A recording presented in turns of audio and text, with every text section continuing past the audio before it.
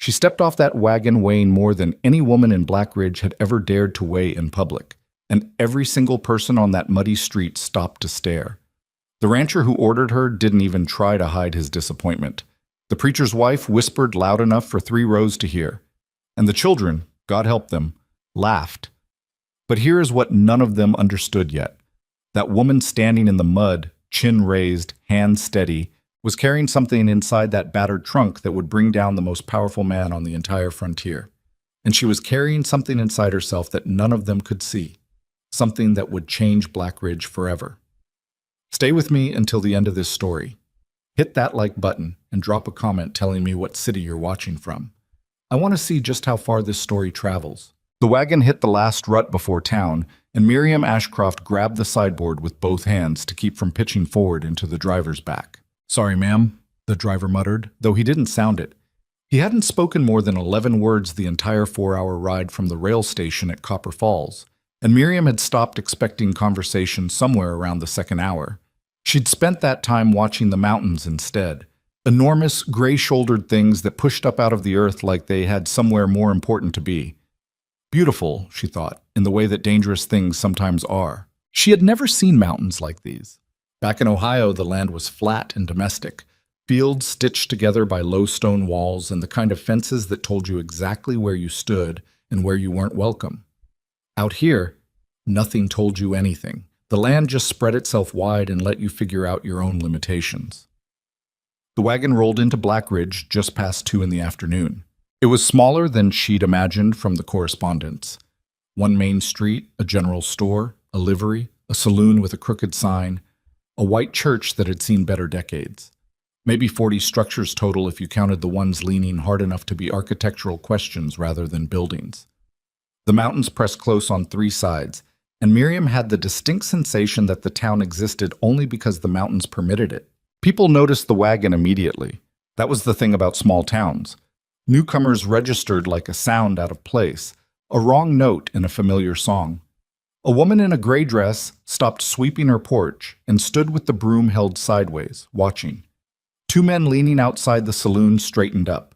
A boy of maybe 10 dropped whatever he'd been throwing at the dirt and just stared. Miriam was used to being looked at.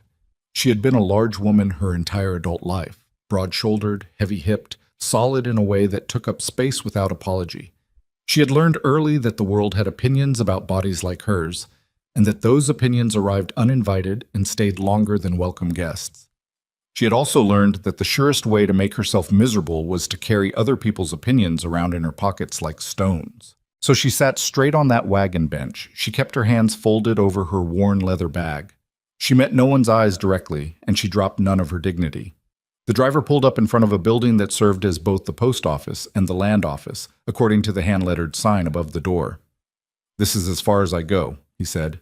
Miriam climbed down without waiting for assistance. Her trunk, heavy, weathered, the brass latches green with age, came down with a thud that raised a small cloud of dust from the street. She stood and looked around. That was when she heard it. Not loud enough to be intended as an insult, or perhaps loud enough precisely calculated. A woman's voice from somewhere to her left saying, "Lord above, he ordered a bride and they sent him a draft horse." Laughter. Not everyone's, but enough. Miriam turned her head slowly toward the sound. A cluster of women stood near the entrance to the general store. 3 of them, bonnets, aprons, the uniform of frontier respectability. One of them had her hand pressed over her mouth. Another was looking away, the particular look of a person who finds something funny but knows better than to show it openly. The third, the one who had spoken, a thin-faced woman with sharp eyes under a blue bonnet, met Miriam's gaze and didn't flinch. Miriam held the look for 3 full seconds, then she turned away and picked up her trunk. It was heavy. Heavier than it had any right to be for a woman traveling light, though no one here knew that yet. She managed it with 2 hands and the particular kind of determination that comes from having no alternative. "You looking for the Hawthorne place?" said a voice. An old man was sitting on a barrel outside the land office, so still she hadn't noticed him. He had the kind of face that weather makes over many decades. Deep lines, sun-darkened skin, eyes the color of creek water. "Yes," Miriam said. "I'm expected." The old man looked at her for a moment with an expression she couldn't quite read. Not cruelty. Something more like concern, or possibly pity, which she liked only marginally better than cruelty. Silas Hawthorne's place is 4 miles north, he said. Up the Ridge Road. You know you're arriving today? He received my telegram from Copper Falls. The old man nodded slowly, chewing something. I can have young Cody ride out and tell him you're here. He'll come with a wagon. How long would that take? Hour, maybe. Hour and a half. Miriam looked at the women near the general store, who were still watching with the fixed attention of people who have found their afternoon's entertainment. She looked at the saloon and the men outside it. She looked at the narrow street and the mountain pressing close behind the church. Is there somewhere I might wait that isn't directly in the street? She asked. Martha Tilden runs a boarding house. Second building past the livery. She'll give you tea, probably. Probably. She's a particular woman. I understand, Miriam said. Thank you. She picked up her trunk again and walked. Martha Tilden was indeed particular. She opened the door of the boarding house, took one long look at Miriam from boots to bonnet, and appeared to conduct some internal accounting that did not resolve in Miriam's favor. But she was also, underneath the particularness, a woman who had been raised to observe certain forms of hospitality, and those forms held even under the strain of obvious disapproval. She gave Miriam tea. She gave her a chair near the window. She did not sit down herself. You're the one Silas Hawthorne sent for, she said. It was not quite a question. Yes, Miriam Ashcroft. From Ohio? Originally, more recently from St. Louis. Martha Tilden absorbed this. Silas is a good man, she said finally, with the tone of someone establishing terms before a negotiation. He has had a difficult 3 years. He doesn't need more difficulty. Miriam looked up from her tea. I didn't come here to cause difficulty, Mrs. Tilden. No, I expect you didn't. A pause that carried weight. It's just that men out here, ranching men, working men, they have certain expectations about practicality in a wife. I'm a practical woman, Miriam said evenly. Martha Tilden pressed her lips together in the thin smile of a person who disagrees, but has decided not to say so directly. I'm sure you are, she said, and went to stand near the kitchen doorway in the way people do when they are done with a conversation, but too polite to leave it entirely. Miriam drank her tea and watched the street through the window. An hour and 20 minutes later, a wagon came down from the north. She knew it was him before she could see his face. There was something in the way he drove, not rough, but contained, like a man who had learned to make every movement deliberate because the alternative was to make none at all. The horse was a dark bay, well kept. The wagon was functional, nothing decorative about it. Silas Hawthorne was maybe 40, or 40 might have been a few years behind him. It was hard to say with men who lived outside. He was tall, even sitting down, broad across the shoulders, with a jaw that looked like it had been set against something for a long time and hadn't relaxed yet. Dark hair going gray at the temples. A mouth that looked like it had forgotten the shape of a smile but remembered it was possible. He pulled up in front of the boarding house and climbed down. He saw her through the window. She watched him see her. It happened in perhaps 2 seconds. The look that men gave her, the particular sequence of it, the expectation meeting reality and reality coming up short. She had learned to spot it the way you learn to spot weather coming off a mountain. You couldn't always stop it. You just prepared. He walked inside. Martha Tilden appeared from somewhere immediately, as if she'd been positioned near the door. Silas, she's just here. She arrived safe. I see that. His voice was low and unhurried. He took off his hat.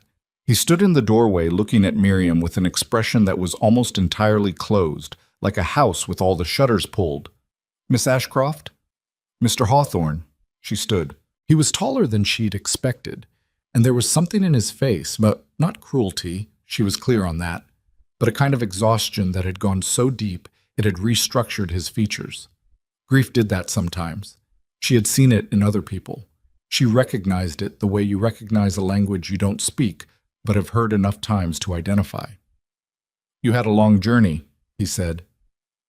I did. A pause. He turned his hat brim in his hands once, twice. I need to speak plainly with you. I'd prefer it. He looked at Martha Tilden. Martha Tilden found something urgent to attend to in the kitchen.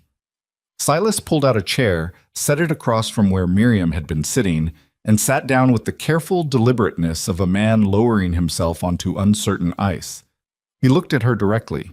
"I wrote to the agency about specific requirements," he said. "I told them I needed someone who could manage a working ranch. Cook, keep house, help with the livestock in a pinch. I was clear about the conditions up here. It's hard country. The winters are—" He stopped, started again. "Last winter we had 6 weeks where the temperature didn't get above zero. The ranch is isolated. The nearest neighbor is 2 miles. I'm not a social man." "I understood all of that from the correspondence," Miriam said. "What I'm trying to say—" He stopped again. "You're trying to say that I'm not what you pictured." He met her eyes. To his credit, he didn't look away. "I'm trying to say that I want to be fair to you. It's a long way to have come for something that might not suit." "Would you like me to go back?" "I'm considering what's fair." Miriam set down her teacup. She folded her hands in her lap. She looked at this closed-up, grief-worn man who was trying to reject her politely and thought about the 340 miles she'd traveled to get to this chair, and the thing inside her trunk that made going back to Ohio or St. Louis or anywhere with a rail station an option that no longer existed. "Mr. Hawthorne," she said, "I'm not going to argue with you about my appearance. I know what I look like. I've known my whole life, and I've had enough time to make my peace with it, which is more than I can say for most of the people in this town." She kept her voice level, not hard, just steady. "What I will tell you is what I can do. I can cook for 10, and I can manage a kitchen on almost nothing. I've run a household since I was 15 years old. I can mend, preserve, keep accounts, handle horses, manage a smokehouse, and dress a wound if it comes to that. I don't complain. I don't require entertainment. I don't frighten easily." She paused. "I'm asking for 1 month, 4 weeks. You watch what I do and you judge me by that." He was quiet for what felt like a full minute. "And if after 4 weeks I decide it isn't working, then I'll go," she said. Though she didn't know yet where she would go, that was a problem for later. Surviving the next 4 weeks was the problem for now. He looked at her for a long moment, really looked, the way people rarely bother with strangers. And she had the odd sensation of being evaluated not for what she looked like, but for what she was. 4 weeks, he said finally. He stood, put his hat back on. "I'll get your trunk." He went outside. She heard him exchange a few words with someone on the street. A man's voice, then his, brief and final. Then the solid thud of her trunk being lifted. She exhaled. Through the window, she could see 2 women watching from across the street. She could see the old man on his barrel, who gave her a small nod that she was probably imagining as approval, but chose to accept as such anyway. She picked up her bag and went outside. The road to the Hawthorne Ranch climbed steadily for 4 miles through pine and aspen, the trail narrowing until the trees pressed close on either side, and the town disappeared behind the ridge as completely as if it had never existed. The light changed up here.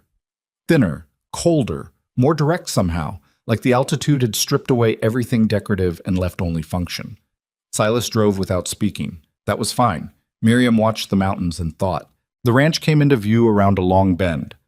A main house, a barn, 2 outbuildings, all of it sitting in a natural clearing where the ridge flattened into something almost like a meadow before the tree line resumed on the far side. The house was substantial, 2 stories, solid construction, built by someone who'd intended to stay. But it had the particular look of a place that had been cared for and then stopped being cared for. The porch rail was broken on one end. The kitchen garden was overgrown, the beds identifiable only by the remnants of stakes and dried-out plant matter.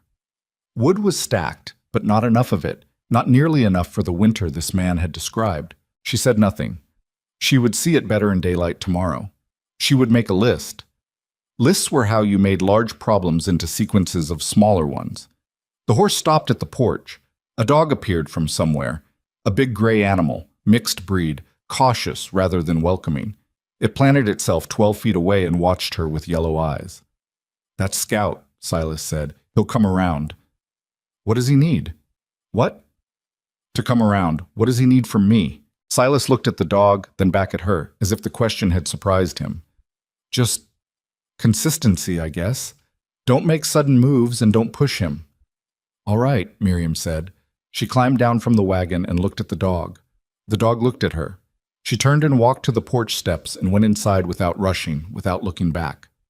Consistency. She could do that. The interior of the house was cold and dim and smelled of old ash and something deeper. The particular smell of a space that had once been lived in warmly and was now merely occupied. She stood in the main room and let her eyes adjust. Stone fireplace, large enough to matter. A table that could seat 6 but was set for 1. A single cup left from some previous morning still unwashed on the surface. Shelves with supplies. Some of them, not enough of them.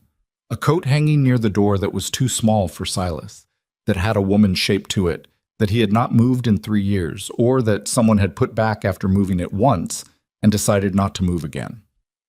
She noted all of this and did not comment on any of it. "The room is upstairs, second door," Silas said from behind her. "It's been a while since anyone used it. I can get the fire going up there tonight." "Thank you." He brought her trunk up. She heard his boots on the stairs, the trunk being set down with a care that surprised her. Then his boots coming back down. She went to the fireplace in the main room and knelt and looked at it. Old ash, but the flue looked clear. She found tinder in a box beside it. She found matches on the mantel. She had a fire started in 11 minutes. She stood and brushed ash off her skirt and looked around the room in the growing light of it. 4 weeks. She had 4 weeks. Behind her, at the kitchen doorway, she heard Silas stop. She didn't turn. "You don't have to do that tonight," he said. "You've had a long day." "I'm not tired," she said. Which was not entirely true. She was tired in the bone-deep way of someone who had been frightened for a long time and was only now in a place quiet enough for the tiredness to catch up.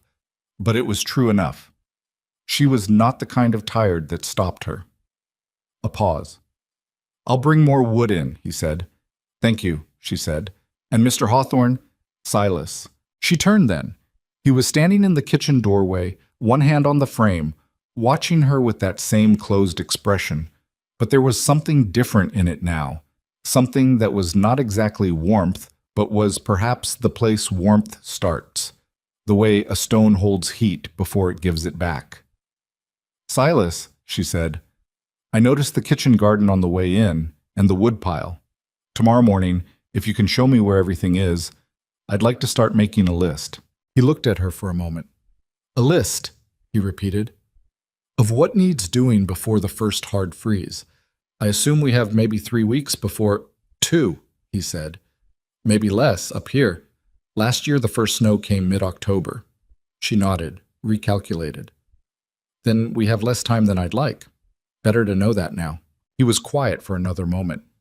Then something shifted in his face, not a smile, not quite, but some small release of pressure, as if a knot somewhere had loosened 1 degree. "All right," he said. "I'll bring in the wood." He went out.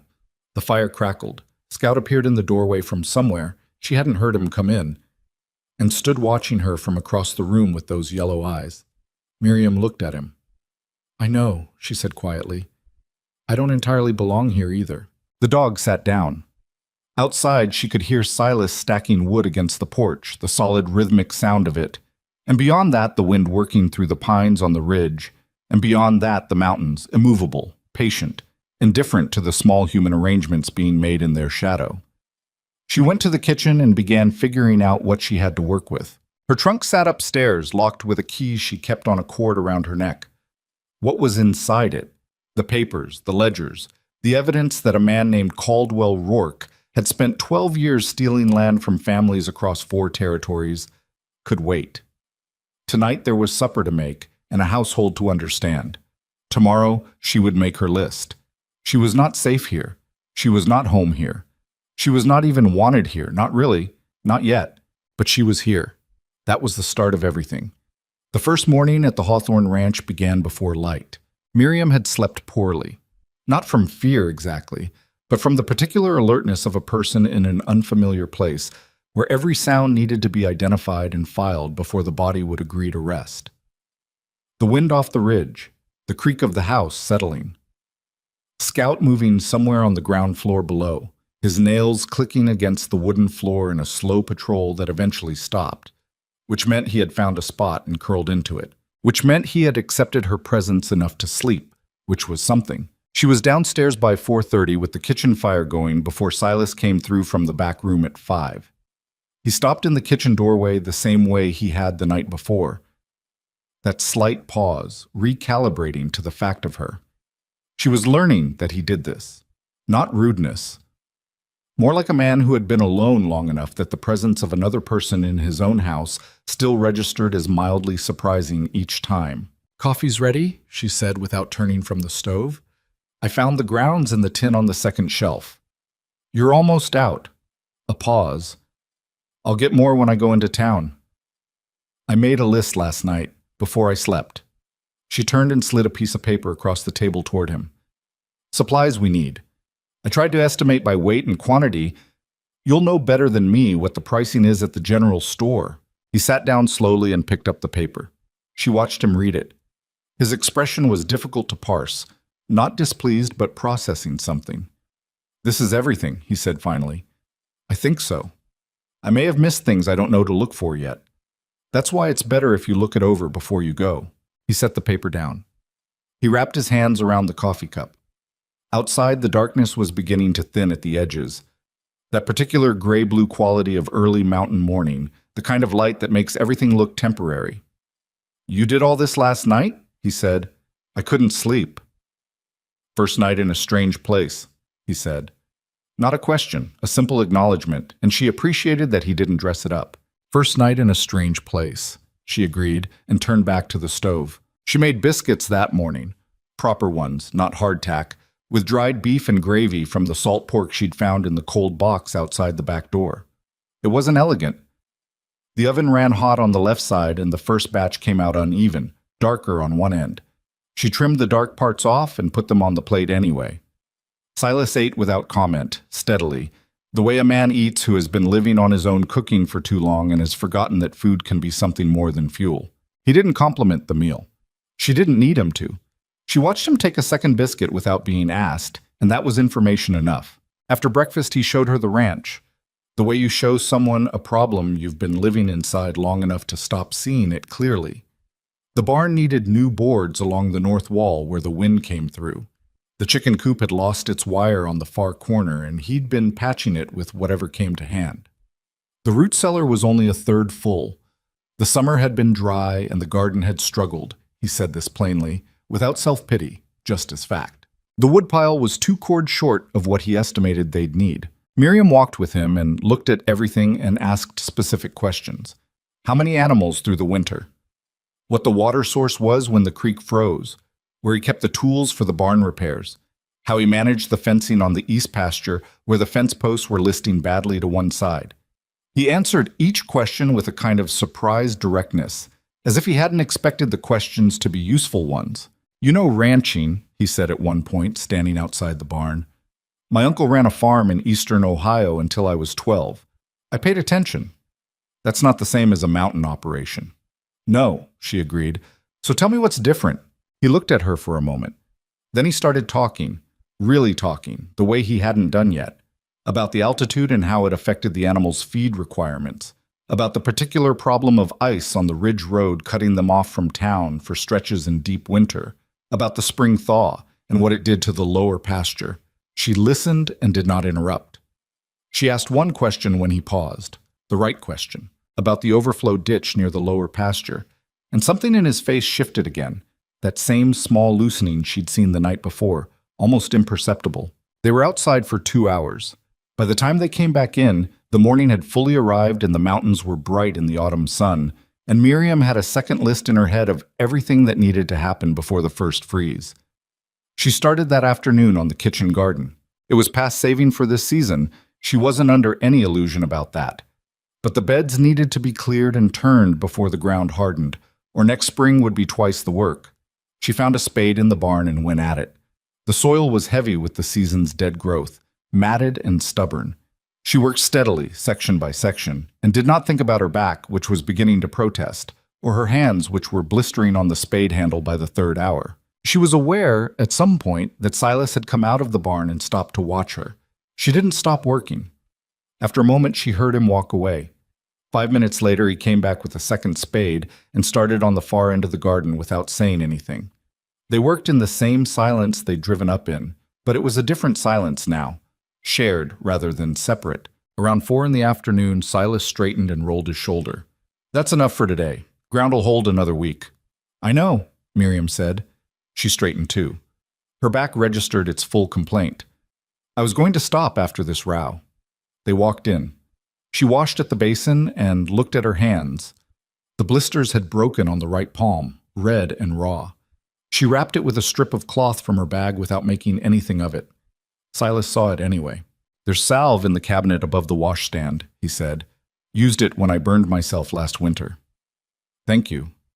"You should have said something." "It's blisters," she said. "It's not worth saying something about."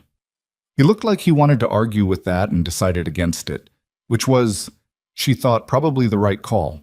That evening she made soup from the salt pork and the last of the root vegetables from the cellar. Carrots going soft, 2 turnips, an onion that had seen better weeks. It wasn't much. She made cornbread to go alongside it, which helped. Silas ate and then sat at the table with the ledger, going over numbers with the expression of a man who has been going over numbers long enough to stop expecting them to improve. She cleaned up and didn't look at what he was doing because she hadn't been invited to look. But she could see from where she stood at the basin that the columns weren't good. She thought about the trunk upstairs. She thought about what was inside it and why it was there and what it had cost her to put it there.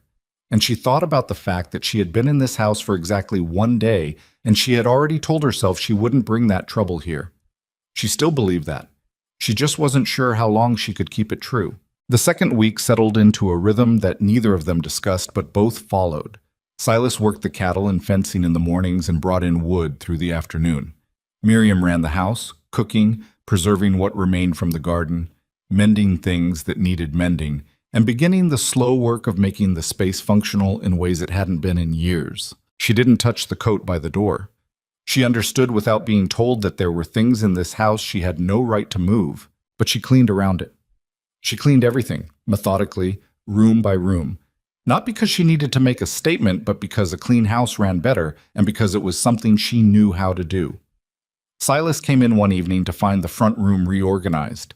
Not dramatically, nothing thrown out or displaced, just straightened, the shelves dusted, the rug beaten and relaid. He stood in the doorway and looked at it. "I didn't move anything that wasn't practical," she said from the kitchen. "I can see that." A pause. It used to look like this." She didn't answer that. There was no right answer to it. She just went on with what she was doing.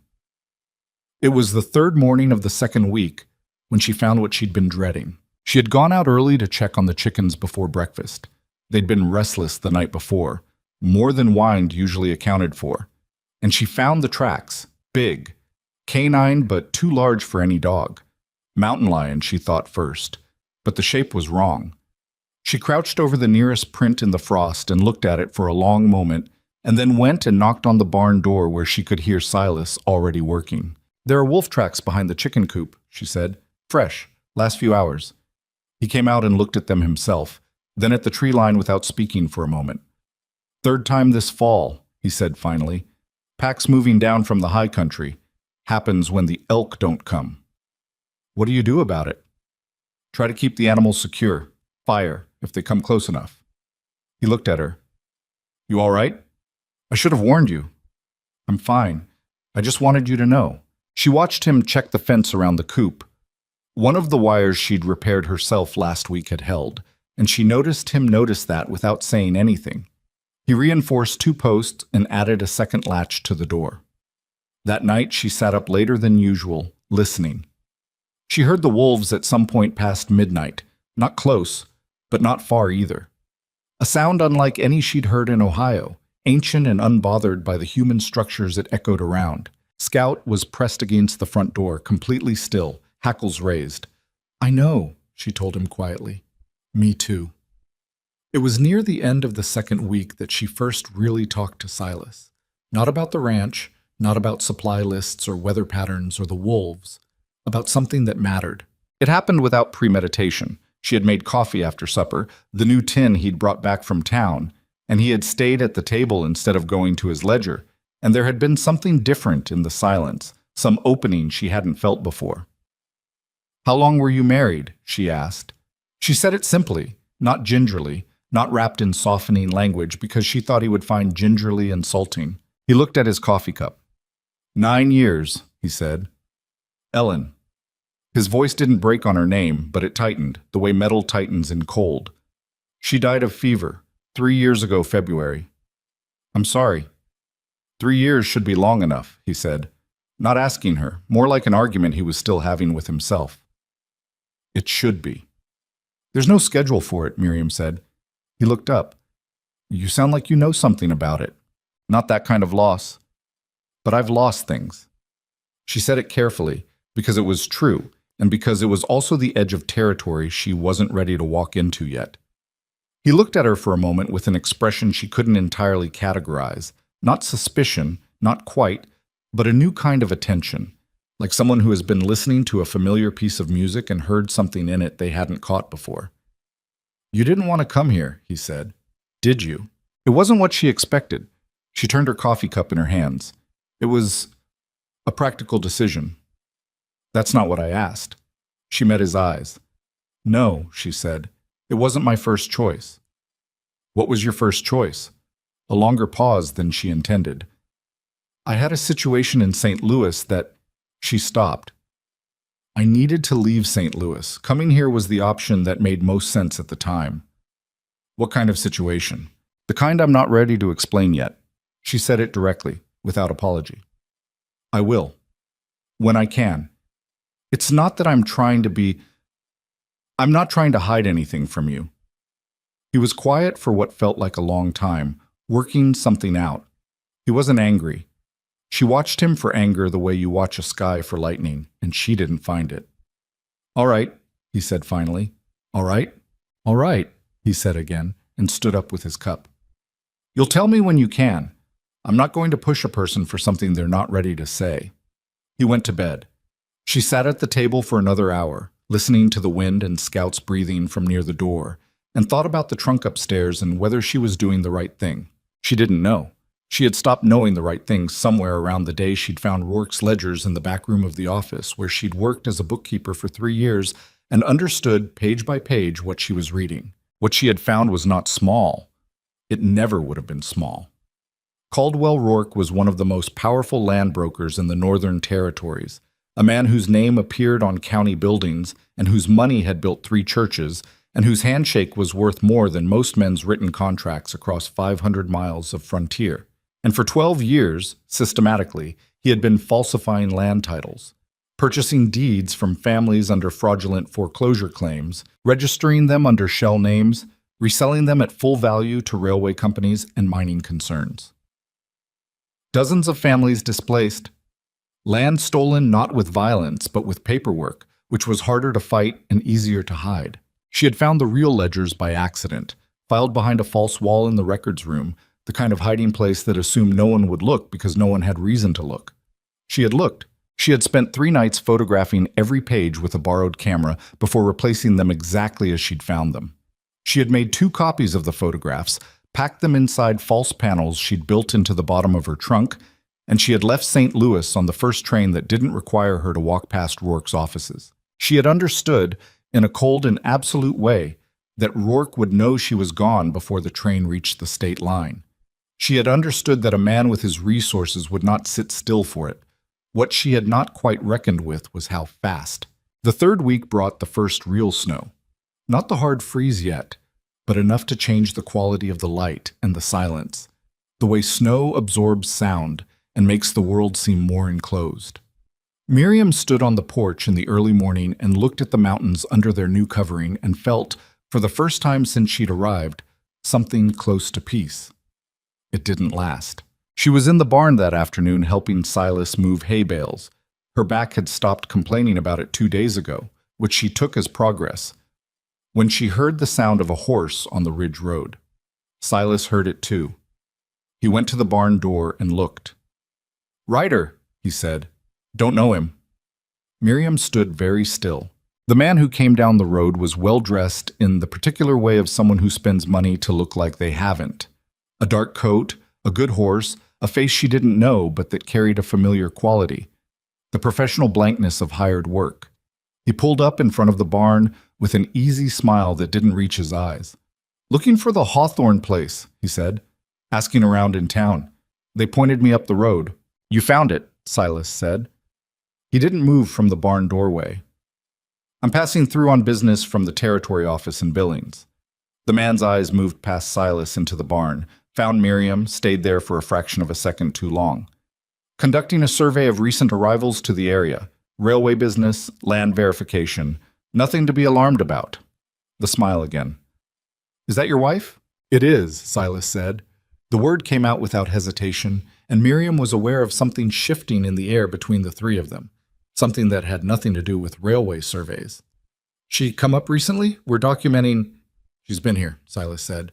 "Was there something specific you needed, or are you planning on staying for supper?" "Because I've got work to finish before dark." The man looked at him for a moment with an expression that recalculated something. He was good at keeping his face neutral, but not perfect. "I appreciate your time," he said pleasantly, and pulled his horse around without pressing further. Miriam watched him go up the road toward the ridge. She was aware that her hands were steady, and she was grateful for it, because nothing else felt steady. Silas came back inside and stood close enough that she could have touched him if she'd reached out. He looked at the road for another moment, then at her. "You want to tell me now?" he said. She looked at him. At this difficult, closed-up, decent man who had called her his wife without being asked and hadn't explained why. She thought about the trunk upstairs with its false-bottomed panels. She thought about Caldwell Rourke's ledgers, those precise, damning columns of theft laid out in careful ink. "Yes," she said, "I think I do." They went inside. She went upstairs and came back with the trunk key on its cord and set it on the table between them. She sat down across from him and she told him. Not all of it, not the details that would take hours, but enough. The ledgers, the photographs, Rourke, what he'd done and for how long and how many families had lost what they'd spent their lives building, what she'd done with the evidence and why she'd run, and what that man on the horse today almost certainly was. Silas sat without moving through all of it. He didn't interrupt. He asked 2 questions at the end, precise ones, about what exactly the document showed and whether they were originals or copies. She answered both. Then he sat quietly for a long moment, and she watched him work through whatever he was working through, and she waited. "How many like him do you think he'd send?" he said. "I don't know, more than one. And the documents, they're enough to convict him if they reach the right authority. My former employer, was a notary. Everything I copied carries his seal on the originals, and the ledgers show amounts, dates, names. It's not circumstantial." Silas nodded slowly. He looked at the key on the table between them. He looked at her. "You should have told me sooner," he said. Not angry, but plain. The truth without decoration. "I know that," she said. "I didn't know if I could trust you." "Can you now?" She held his gaze. "Yes." He picked up the key and turned it once in his fingers and set it back down. "Then here's what's going to happen," he said. "Nobody comes onto this property looking for you without going through me first. And these mountains—" He paused, glanced toward the window where the peaks were going orange in the last of the afternoon light. "I've lived up here for 11 years. I know every trail and every pass and every place a man can get himself badly lost." He looked back at her. "Nobody finds what I don't want them to find." Something broke loose in her chest. Not relief exactly, because relief implied the danger was past, and it wasn't. But something adjacent to it. The particular feeling of not being alone with a problem for the first time in months. "You should know," she said carefully, "that this puts you at risk." "I know that." "Rourke has money and connections, and I know what kind of man he is," Silas said. "There's been men like him on every frontier since the first one. They use paper and lawyers instead of guns, and when that doesn't work, they use whatever's left." His jaw set. "He already sent one man up here asking questions. That tells me he already knows where you are. Which means he'll send more." "Which means," Silas said, "we need to be ready." Outside, Scout had gone to the door and stood with his ears up, listening to something on the ridge that neither of them could hear. The fire in the stone fireplace had burned low, and the room was edged with cold, and somewhere above the timberline the wind was doing something the mountains would absorb without effort, the way the mountains absorbed everything. Miriam looked at this man across the table. This grieving, difficult, private man who had nearly sent her away 2 weeks ago and had called her his wife to a stranger's face this afternoon without blinking. And she thought that she still did not know him. Not really, not the way you know a person after years.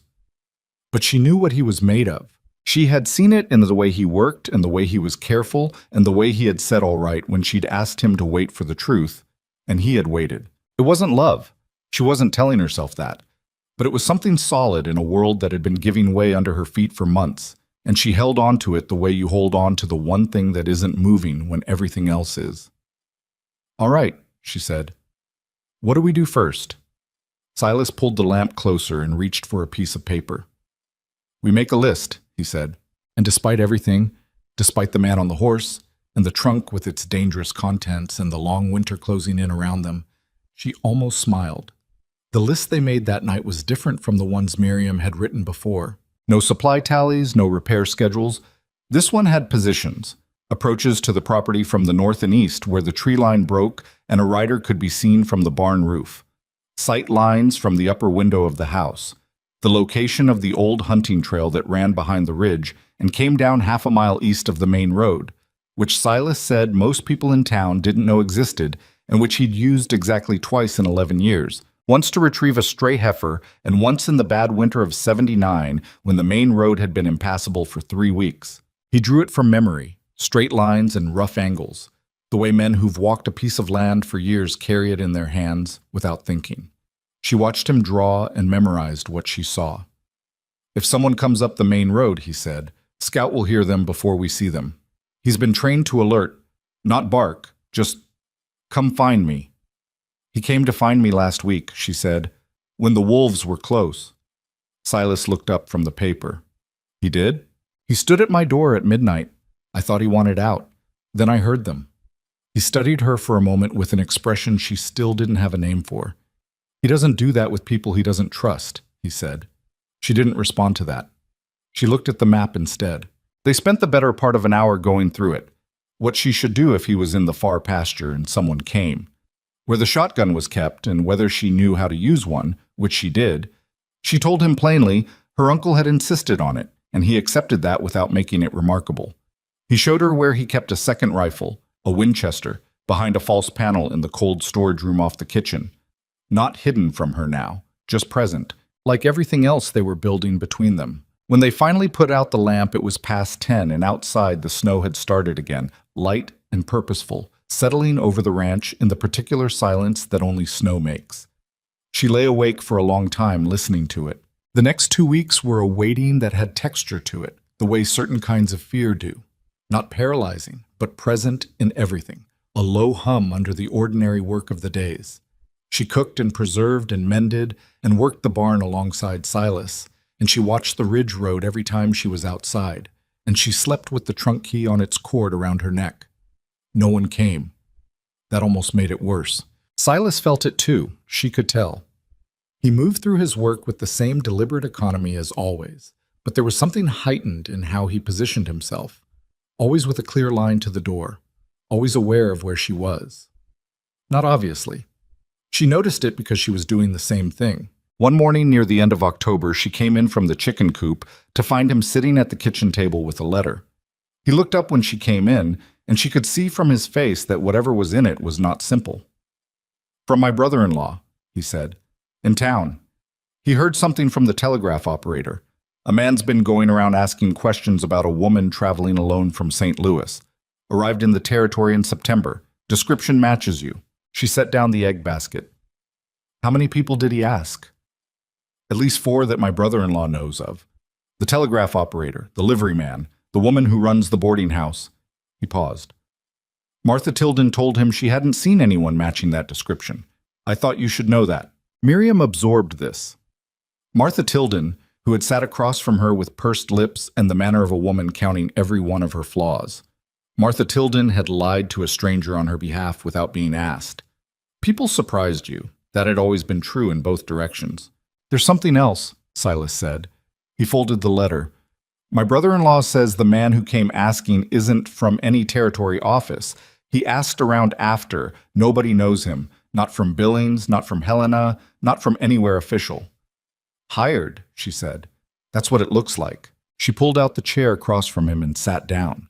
She was quiet for a moment, not because she didn't know what she was thinking, but because she was trying to arrange it into something useful rather than just frightening.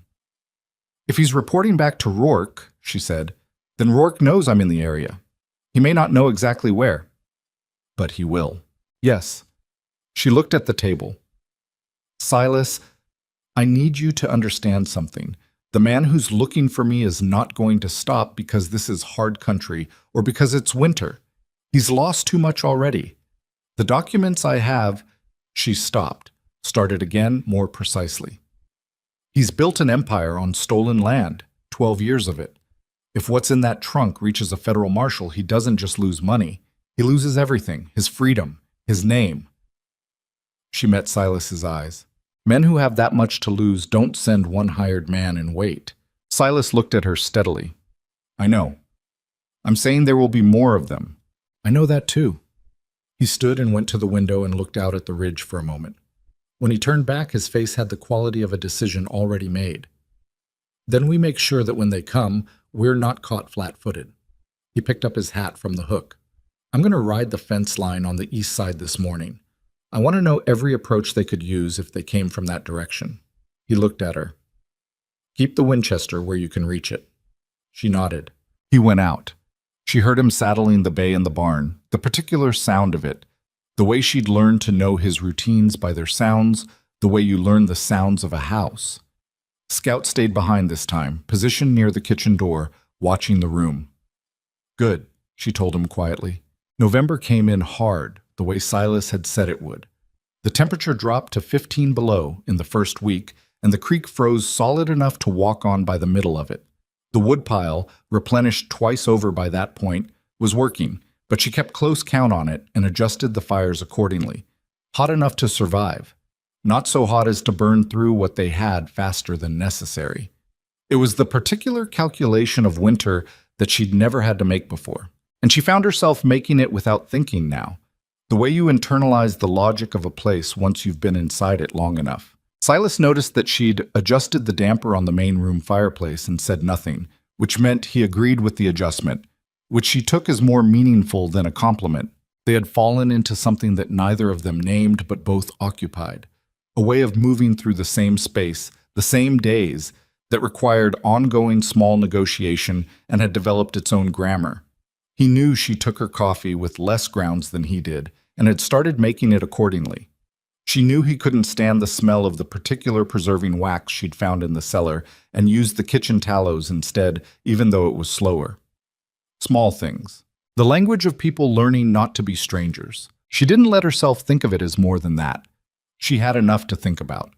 It was the third week of November, on a morning when the temperature had climbed back to a bearable 10 above, and a thin winter sun was making the snow on the ridge look like hammered silver, that Silas came into the kitchen with something different in his face. There were 2 sets of tracks on the east approach, he said, both coming down from the high trail. One set from yesterday, one from earlier this morning. He poured coffee and stood at the window instead of sitting. They're doing reconnaissance. She was very still. How many horses? 2 yesterday, 3 this morning. Different horses, so the hoof prints are different weights. She thought about this. They're mapping the property and the approaches. He turned. I need to go into town. I need to speak to my brother-in-law, and I need to see if Sheriff Danforth can be reached. His jurisdiction technically covers this area, but he winters down in the valley. He looked at her with a directness that had its own weight. I don't want to leave you. How long would you be gone? 4 hours, maybe 5. She considered that. Go, she said. I'll be here. The Winchester? I know where it is. He looked at her for a long moment. The morning light came through the kitchen window and lay across the table between them, and he was standing in it with his hat in his hands, looking at her in a way he hadn't looked before. Not with assessment, not with the measuring quality of someone still deciding, but with something more direct than that.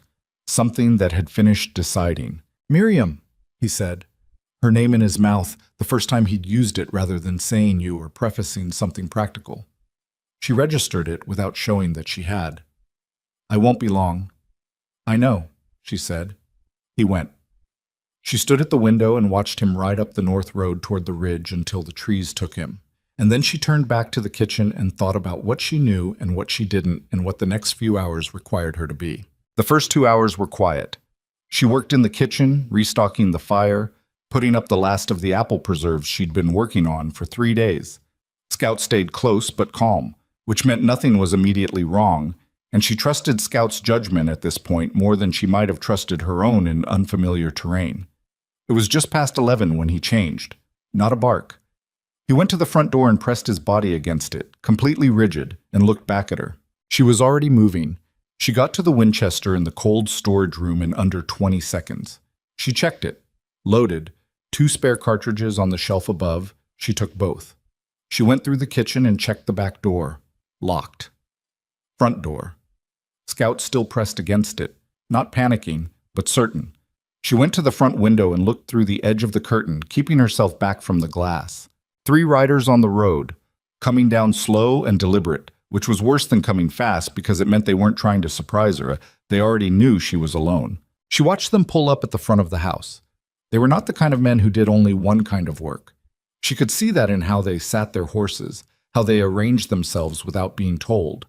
One directly front, one drifting left toward the barn, one holding back and high where he could see the whole property. That was methodology. That was practiced. The one in front called out, "Hello, the house. Anyone home?" She didn't answer. She moved to the side of the front door, back against the wall, Winchester held across her chest. She made herself breathe slowly. "Ma'am, we're not here to cause any trouble." The voice was pleasant and completely unconvincing. "We just need a word." Scout was trembling against the door. Not fear. Readiness. She put her hand briefly on his head. "Stay," she said quietly. He stayed. She heard the third man's horse moving, not toward the house, around it, going for the back. She moved before she thought about it. Through the kitchen, past the stove, to the back door. She got there as the handle rattled from outside. She put her body to the left of the door and said, in a voice that came out steadier than she felt, "I have a Winchester aimed at this door. The man on the other side of it should think very carefully about the next 30 seconds. Silence.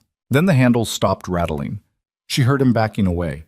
She heard him call something to the man in front, too low to make out.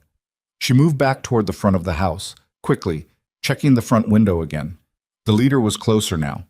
He'd walked his horse up to the porch steps. He had a smile that was designed to look reassuring and didn't quite get there. "Ma'am, I'm going to be honest with you," he said. "We're not here to hurt you. We're looking for some documents that belong to our employer, property records. He believes you may have taken them in error. We're just asking for—" "An error," she said, loud enough to carry through the window. A pause. "Ma'am, I'm going to ask you to listen carefully," Miriam said. Her voice was completely level now, not because she wasn't afraid, because she was, but because the fear had gone somewhere practical inside her and become something she could use. "I know exactly what I have and why I have it. I know who sent you and what he told you, and I need you to understand something about your situation. This rifle is pointed through a 2-inch gap in the front window shutter. The man on the left by the barn is 60 feet from cover. You are 12 feet from the porch steps. Your friend around the back has already decided he doesn't want to test this door." She paused. "Now, I'm willing to wait. My husband, on the other hand, is going to come back down that north road in about 2 hours, and he is going to have the county sheriff with him. So your choice is a simple one. You can wait for that, or you can ride back the way you came." Nothing moved for a long moment. The man by the barn was looking at his leader. The leader's pleasant smile had gone away and left something more honest in its place. A recalculation. "Tell your employer," Miriam said, "that the documents are already in the hands of people who know what to do with them." This was not entirely true yet. It was what she intended, not what had happened. But she said it as if it were because the distinction didn't need to exist in his mind. The leader looked at her, or at the shuttered window, at the gap she was looking through. He was trying to figure out if she would actually shoot, and she was aware that she didn't know the answer to that question herself. Not for certain, but she knew she'd wounded the man's certainty in it, and that was what mattered. He pulled his horse around. He said something to the man by the barn. The man by the barn rode to the road. The man from the back of the house appeared around the east corner of the property, riding hard toward the road, not looking back. They went up the ridge road and disappeared into the trees. Miriam stood with her back against the wall beside the front window for what might have been 3 minutes, or might have been 10. Her legs were shaking, not visibly, not enough to drop her, but shaking. She let them shake. That was all right.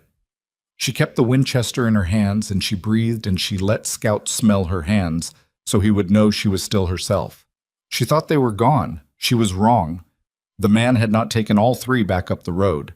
He had taken 2. She heard the third one, the one from the back, before she saw him, because he hadn't left at all.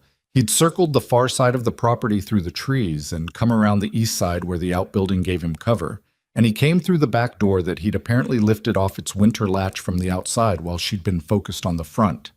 He was in the kitchen before she could get there. Not a large man, wiry, quick, with a face that had an impatient quality to it, the look of someone who had been waiting outside in the cold for an hour and was done with patience. He had a revolver, but he was holding it at his side rather than raised, which told her he'd been told not to shoot her, which meant Rourke still wanted the documents confirmed, still needed to know exactly what she had. "Lady," he said, "I don't want to hurt you. Just put that down." She had come into the kitchen doorway with the Winchester, and for approximately 2 seconds they looked at each other with the particular stillness of a situation that hasn't committed yet to what it's going to be.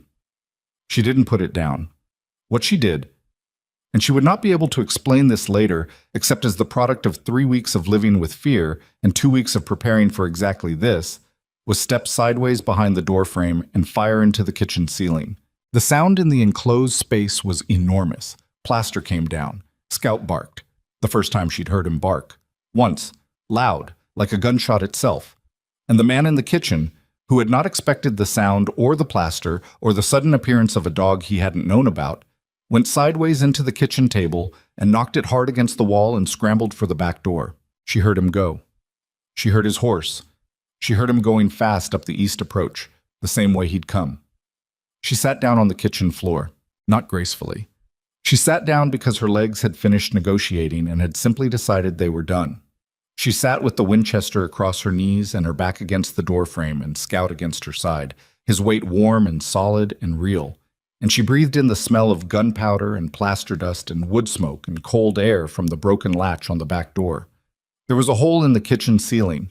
She looked at it. She was going to have to explain that. She was still sitting there, composure substantially recovered, the back door propped shut with a flour barrel, a pot of water heating on the stove, when she heard a horse on the north road and looked out the front window and saw Silas coming at a speed that told her someone in town had heard the shot. He was off the horse before it stopped moving, through the front door, and into the kitchen in under 15 seconds. He found her sitting at the table. She had gotten up off the floor by then, and the table was back in place, though slightly crooked against the wall, with her hands wrapped around a coffee cup and the Winchester leaning against the counter. He stopped. He looked at the ceiling. He looked at her. "There were 3 of them," she said. "2 left when I told them to. The third one came through the back." She looked at her coffee. "I missed him on purpose."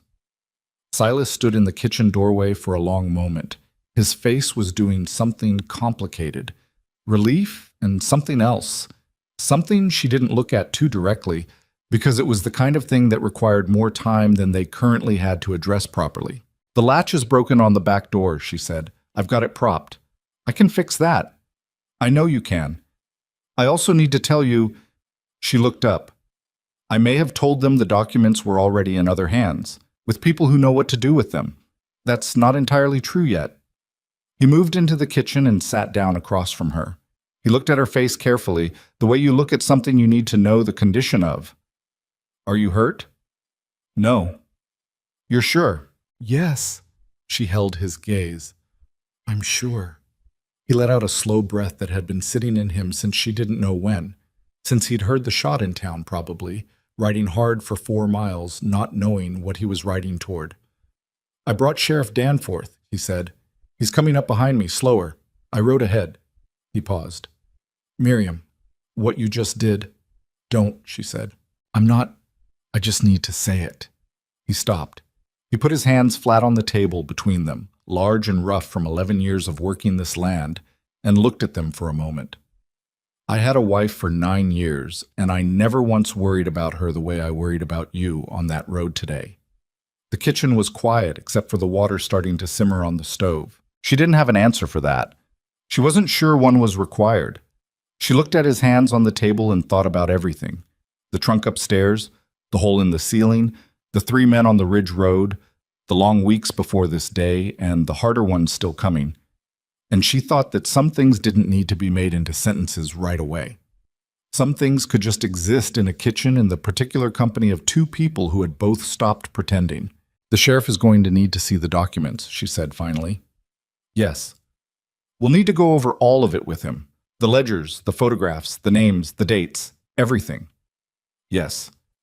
And after that, it goes beyond this mountain, she said. Once we hand those documents over, there's no taking it back. Rourke will know it's out of my hands, and he'll know the only thing left is to go after the testimony. She looked at him. That's when it gets dangerous for both of us. Silas looked back at her with that same quality of a decision already made, the same quality she'd seen in him the morning she'd told him the truth, and he hadn't flinched. That was already true, he said. Has been since that first man came up the road with his territory office story. He stood. I'll get the trunk. The key's on the cord, she said, and pulled it from around her neck and held it out. He took it from her hand.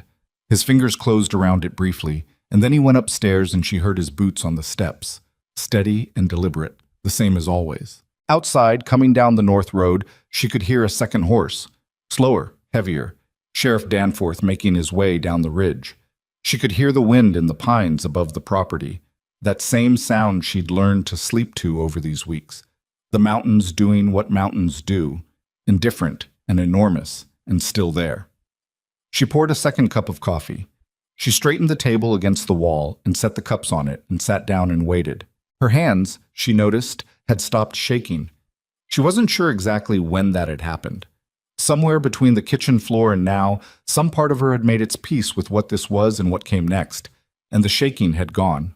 She was still Miriam Ashcroft, still the woman who'd stepped off a wagon in the mud with a heavy trunk and no guarantee of anything. She was still large and plain and from somewhere else, and the town below the ridge had not revised its opinions of her overnight. None of that had changed.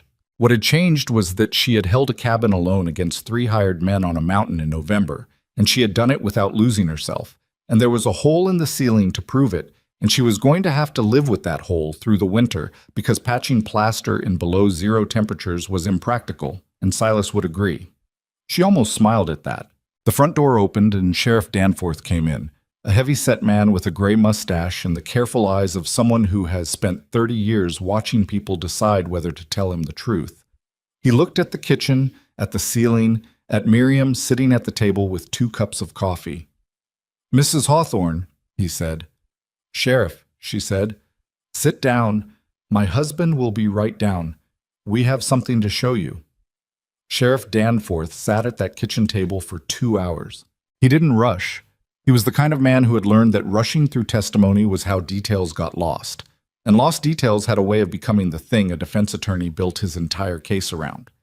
He had a notebook, small, wire-bound, the pages dense with his cramped handwriting, and he wrote in it without looking down, which meant he was watching their faces while his hand moved, which meant he was better at this than his unhurried manner suggested. Silas sat to Miriam's right. He had brought the trunk down and set it on the table and stepped back, which was the right thing to do because this was her testimony and her evidence, and he understood that without being told. She laid it out in order. Not from the beginning, not from Ohio or her childhood or any of the personal geography that had brought her to a bookkeeping desk in a St. Louis land office 3 years ago. She started with what she'd found because that was what mattered, and she was a woman who had learned to identify what mattered and go directly to it. The ledgers. 12 years of falsified land records, organized by county and year. She showed him the photographs she'd made, 26 pages of them, carefully printed and dried and wrapped in oilskin inside the false panels of the trunk's bottom. She showed him the 2 sets of numbers running parallel in Rourke's own hand, the official figures filed with the Territory Land Office, and the actual figures, the real transactions, the names of the shell companies, the amounts paid to county clerks, and 2 territorial judges whose names appeared in coded notation that was not quite coded enough once you understood the system. She had understood the system by the third page. Danforth looked at everything without speaking for a long time. He turned pages carefully, not touching the photographs directly, using the tips of his fingers at the edges. He went back and looked at certain entries twice, 3 times. He wrote in his notebook. "How many families?" he said finally. "By my count, 47 separate properties," Miriam said. "Some of those may be single families, some may be more. There are entries I couldn't fully decode. The notation changes after 1878. I think he switched systems when he brought in a new clerk." "You know land records," Danforth said. It was what Silas had said to her 6 weeks ago in the barn. She was getting used to this particular form of surprise. "I was his bookkeeper for 3 years," she said. "I know his filing system better than he knows I know it. That's why he's so eager to find you. One of the reasons." She paused. "There's also the matter of what I know from direct observation. I was present in the office for 2 transactions I now understand were fraudulent at the time. I can testify to what was said, who else was in the room, what documents were signed." Danforth looked up from his notebook. "You'd be willing to testify?" "That's why I've been carrying this trunk across 400 miles, she said. "Yes." He looked at her for a long moment with those careful eyes. She didn't look away. "Mrs. Hawthorne," he said, "I want to be straight with you. Caldwell Rourke is not a man without resources. He has a lawyer in Helena who has made 3 territorial judges uncomfortable in the past 5 years.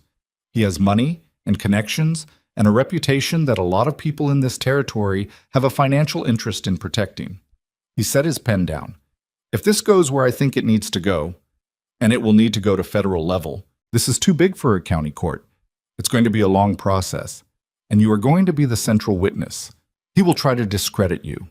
His lawyer is going to go through your history the way a man goes through a coat looking for holes." "I know that," Miriam said. "There are things in your history he could use." She didn't flinch. "There are things in everyone's history that can be used if you're willing to be dishonest enough about context." She met Danforth's gaze. "I was a large girl from a poor family in eastern Ohio who went to St. Louis alone at 22 years old to find work. I've been looked down on for what I look like my whole life. I'm used to people finding the most unflattering version of my story." She paused. "None of that changes what's in those documents." Danforth looked at her for another moment. Then he picked up his pen. "No," he said. "It doesn't." He stayed another hour going through everything a second time, making sure his notes were complete, asking precise follow-up questions. Silas brought him coffee without being asked, which was the most words he'd contributed to the entire conversation, and Danforth acknowledged it with a nod and kept writing. When he finally closed his notebook, it was getting toward 4 in the afternoon and the light was thinning toward the particular gray gold of a November mountain sunset. "I'm going to need to take the photographs," Danforth said. "Not all of them. I'll leave you the duplicates. But I need the primary set for the federal office in Helena. I'll be writing out tomorrow morning, and I want to have these filed within the week." He looked at Miriam. "I'd strongly suggest you stay on this property until I have some kind of response from the federal marshal. The men who came today, they'll report back. Rourke will know the documents have been turned over, which means we're past the point of them trying to recover the documents," Silas said. He'd been quiet for so long that both Miriam and Danforth looked at him. He was looking at the table, working something through. "Which means the only value in coming after her now is to eliminate the witness." "That's the concern," Danforth said. "Then I need 2 things from you," Silas said. "I need you to move as fast as you can in Helena, and I need to know if you can get a deputy up here to help watch the road. I can get Tom Garrett up by day after tomorrow." "Good." Danforth left with the primary photographs wrapped in oilskin in his coat pocket and a copy of Miriam's written summary of what she'd witnessed in the St. Louis office tucked in his saddlebag. She watched him ride up the north road from the front porch with her arms folded against the cold, and felt the same sensation she'd felt when she'd taken those photographs 3 months ago in the back room of Rourke's office. The particular sensation of having done something that could not be undone, of having committed to a direction so completely that going back was no longer a geographical possibility. Silas came to stand beside her, not touching, just present. "You did the right thing," he said. "I know." She looked at the tree line where the road disappeared.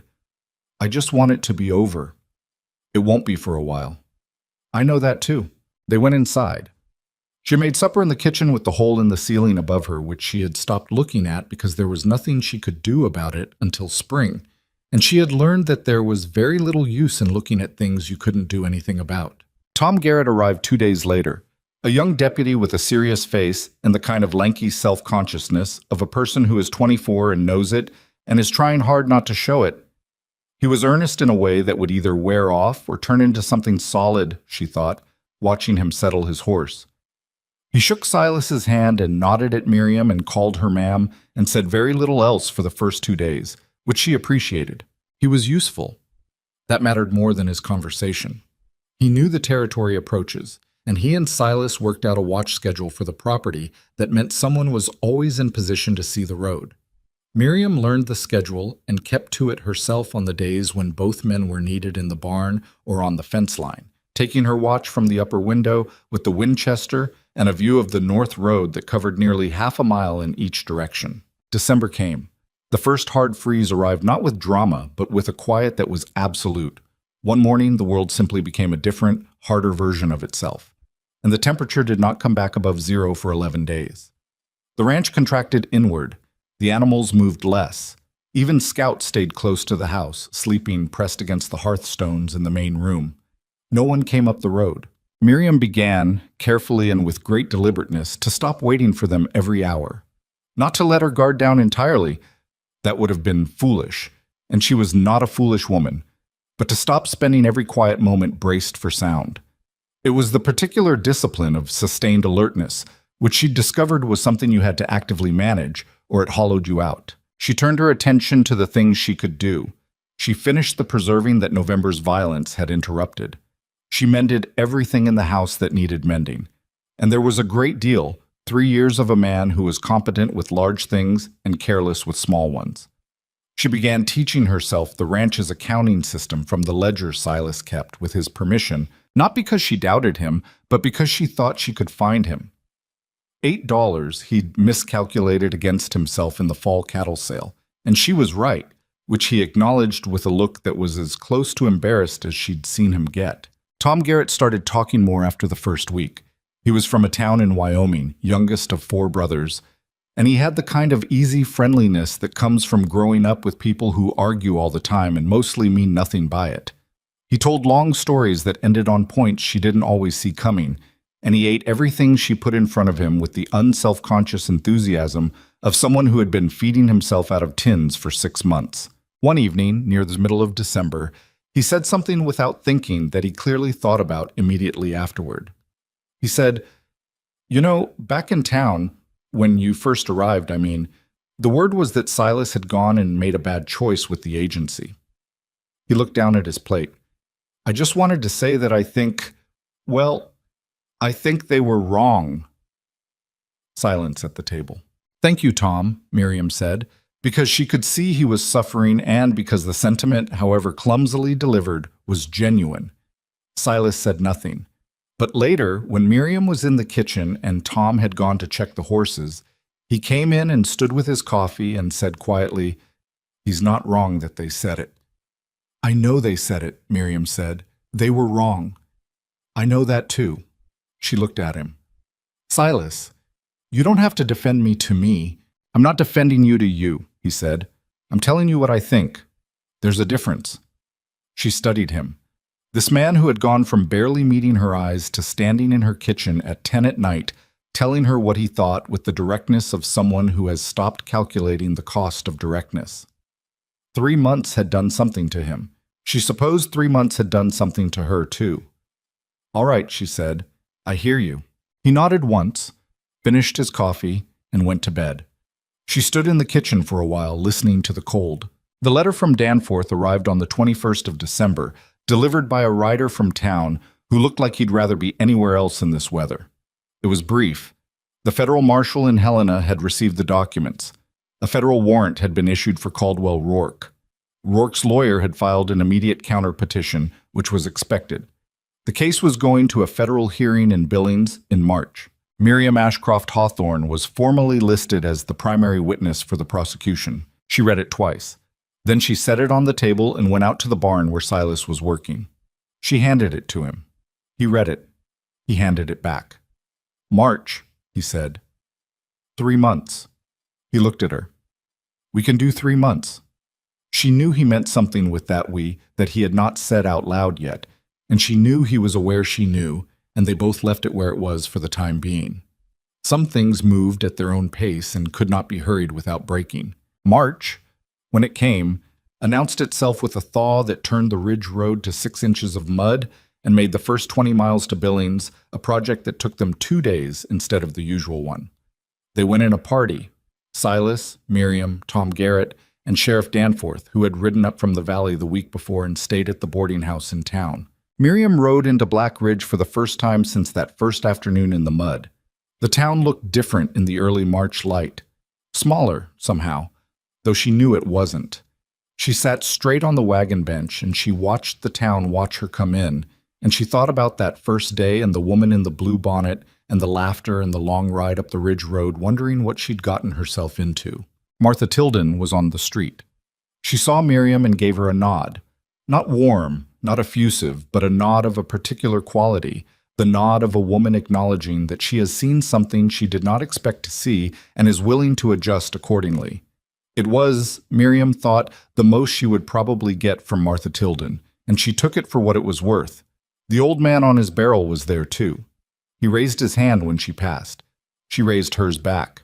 Billings was 3 times the size of Black Ridge and had the noise level and the particular quality of organized chaos that comes with being the nearest large city to several hundred miles of frontier. The federal courthouse was a brick building on the main street, substantial and deliberately so, built to remind people that there were systems larger than any individual man's interests. Miriam looked at it from the wagon and felt sick, not from fear of Rourke. She had been afraid of Rourke for months and had moved through that fear so many times it had worn grooves in her, and she moved through it again now. What made her sick was the particular anticipatory nausea of standing up in public to say things that are true and terrifying, and knowing that the other side is going to try to make you feel that the truth itself is the problem. Silas drove the wagon. He didn't say anything. He pulled up in front of the hotel where Danforth had arranged rooms, and he climbed down and came around and held out his hand to help her down. Not because she needed help, but because it was a gesture, and she had learned that his gestures were never careless. She took his hand. "I'm all right," she said. "I know you are," he said. "I just wanted you to know I'm here." She held on to his hand for a moment longer than strictly necessary. Then she let go and picked up her bag and went inside. The hearing began 2 days later. Rourke's lawyer was a man named Hollister, silver-haired, precise in his movements, with the particular confidence of a man who had never lost a case he'd decided to win. He had a way of holding very still while witnesses spoke that made everyone in the courtroom more uncomfortable than if he'd been moving, as if the stillness itself were a pressure being applied. He applied it to Miriam. She sat in the witness chair in the federal courtroom in her best dress. Brown wool, not fine, but pressed and clean, the dress of a woman who has done her best with what she has and has stopped apologizing for it. She looked at the federal marshal who was asking her questions, and she answered in a clear and specific voice, going through everything in the order she'd established in the months of preparation, what she'd found, when, in what circumstances, what it meant, what she'd done. Hollister's cross-examination began in the afternoon. He was very good. She had expected him to be very good, and she had prepared for very good. But good in person is different from good in anticipation, and she felt it. The particular quality of his questions, the way each one was designed not just to attack the answer she gave, but to imply that the kind of person who would give such an answer was herself suspect.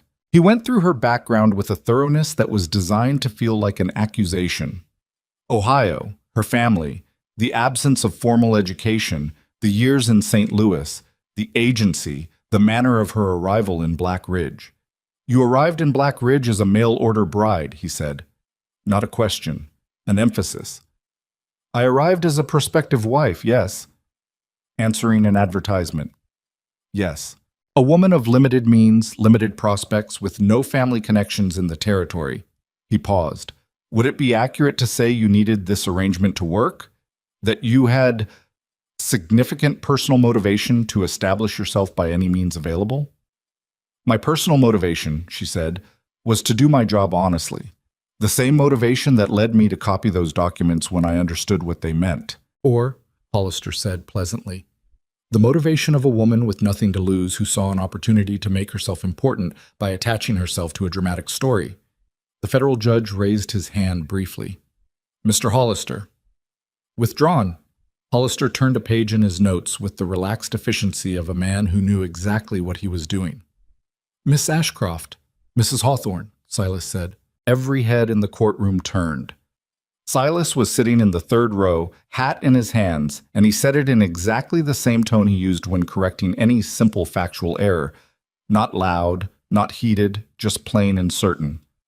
Hollister looked at him for a moment. Mrs. Hawthorne, he corrected, with a smile that did not reach the courtroom. She looked straight ahead. She did not look at Silas. But she felt it, the way you feel something solid when you've been standing on uncertain ground. Hollister pushed harder after that. He found the things he'd been looking for in her background. A debt left behind in St. Louis, a dispute with a previous employer 5 years before Rourke, a period of 2 years she'd spent in a difficult situation that she would not discuss in detail because the details involved someone else's life as well as her own, and she had not come to this courtroom to use other people's pain as testimony. He pressed on that point specifically. You're asking this court to take your word about complex financial documents, he said, but you won't provide a complete account of your own history. Doesn't that ask a great deal of trust from people who have no reason to give it? She looked at him, not at his carefully assembled face, not at the silver hair or the expensive coat. At him.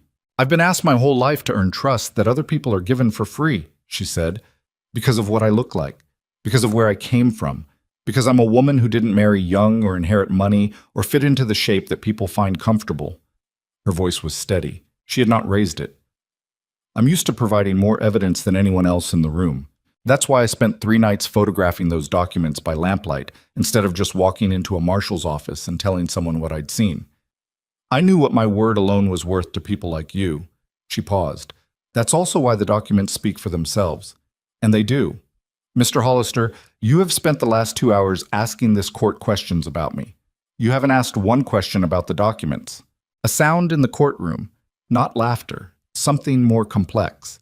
The federal judge was looking at her with an expression she couldn't read. Hollister looked at her for a long moment. He turned another page. He asked 3 more questions, technical ones about the document copying process, which she answered precisely and completely. Then he said he had no further questions and sat down. She stepped down from the witness chair. Her knees were not steady, and she did not permit this to show in how she walked. She went to the third row and sat beside Silas, and he said nothing, which was exactly right, and she looked at the front of the courtroom and breathed.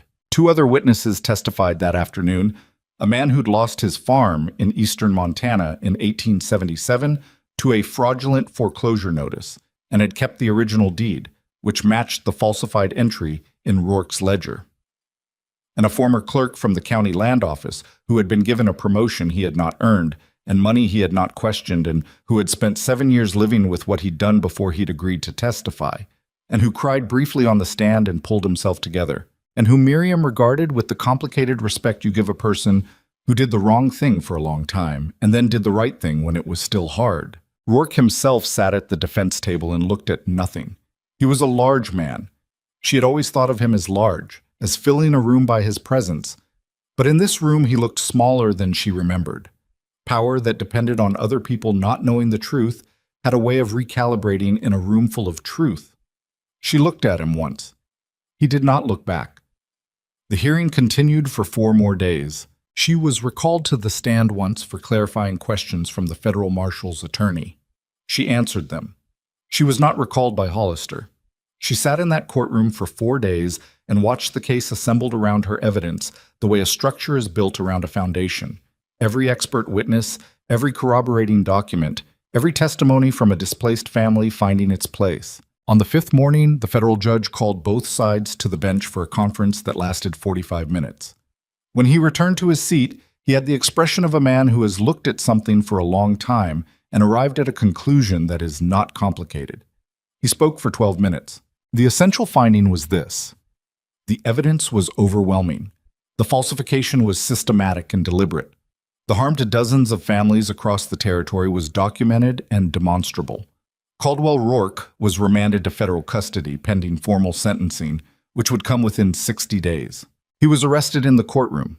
She watched it happen. The federal marshal approaching the defense table, the brief exchange, the standing, the cuffs. Hollister remained seated and looked at the table with the expression of a man recalculating his fees. Rourke, being walked past the gallery, looked up once. And this time he did look at her. She wasn't sure what she expected from that look, rage perhaps or contempt. What she got was something more ordinary and in some ways more disturbing. He looked tired. He looked like a man who had been running for a long time and had stopped.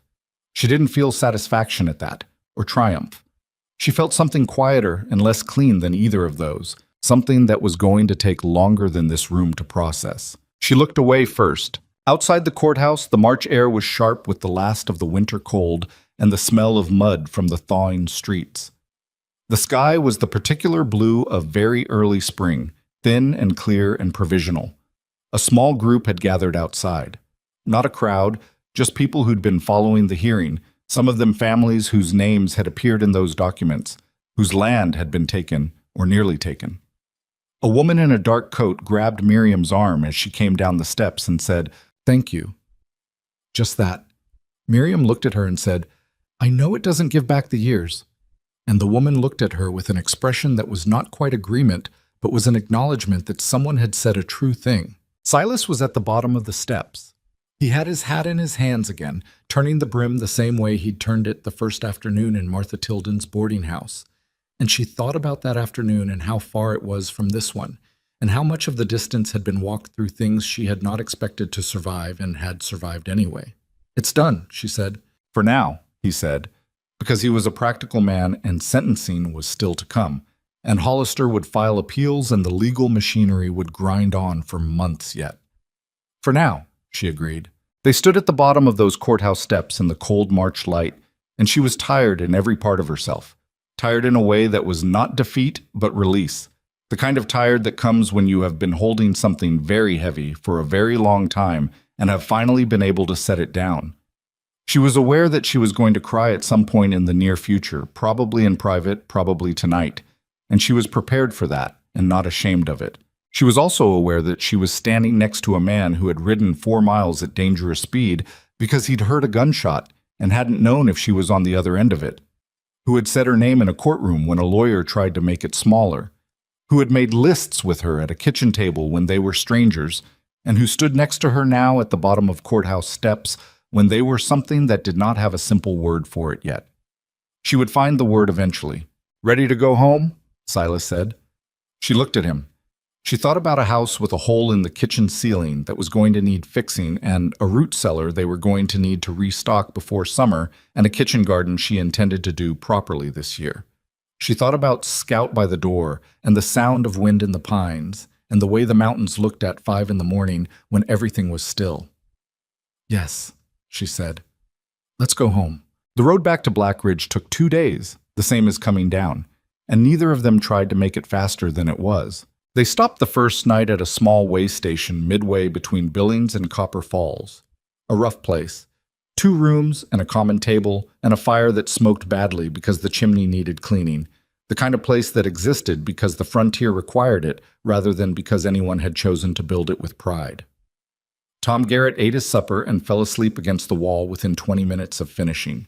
Sheriff Danforth sat up with a whiskey and his notebook, adding things while they were still fresh. Miriam sat near the fire and let the smoke bother her eyes and thought about nothing for a while, which was the first time in months she'd had the capacity for nothing. Silas sat across from her. He was doing that thing he did, present without pressing, occupying the same space without requiring anything from it. She had come to understand that this quality in him, which she had first read as distance, was actually a form of respect. He did not fill silence because he did not believe silence needed filling. It was, she thought, one of the more genuinely rare things she had encountered in a person. "Can I ask you something?" she said. "Yes. When you first saw me step down from that wagon." She looked at the fire. "What did you actually think?" He was quiet for a moment, not evasive, processing. "I thought I'd made a mistake," he said. "Not about you specifically. I didn't know anything about you specifically. I thought I'd made a mistake in the whole arrangement, in thinking I was ready for another person in the house. Were you going to send me back? I thought about it on the ride into town. And then you sat across from me in Martha Tilden's parlor and asked me a direct question and didn't look away when I answered it, and he paused. I thought, at least she's honest. That was all I thought. That's a low bar, she said. At that point in my life, it wasn't a low bar at all, he said. It was the specific thing I needed. She looked at him. He looked back at her, and there it was again, that quality of a man who had stopped calculating the cost of being direct. She had seen it grow in him over these months, the same way she'd watched the kitchen garden take shape in the spring. Slowly, not without setbacks, but real. I was not ready either, she said, in case that wasn't clear. I needed a place to go, and the agency was the option that existed. She stopped. I wasn't expecting any of this. Which part? She thought about it honestly. Any of it, she said again. He almost smiled, not quite. That was still rare, but the particular arrangement of his face that had come to mean the same thing. They sat with the fire until Danforth closed his notebook and went to his room, and then they sat a while longer. And outside the wind was doing something large and purposeless across the open country between the way station and the mountains. And it was, Miriam thought, the most peaceful she had felt since Ohio. Maybe longer than that. They reached Black Ridge on the second afternoon, mud-spattered and tired and cold in the particular way of people who have been outside for 2 days in early Montana spring. The town was going about its business the way small towns do. The ordinary movements of a Tuesday afternoon, the livery and the general store and the saloon with its crooked sign. But people noticed them come in. Word traveled fast on a frontier, and the word from Billings had apparently traveled faster than they had. The old man on his barrel raised his hand. He was always on that barrel, Miriam thought. She was going to start wondering if he slept there. 2 men came out of the general store, and one of them, a rancher named Birch, whose name had appeared in Rourke's ledgers as a man who'd been within one fraudulent notice of losing his grazing lease, lifted his hat as they passed.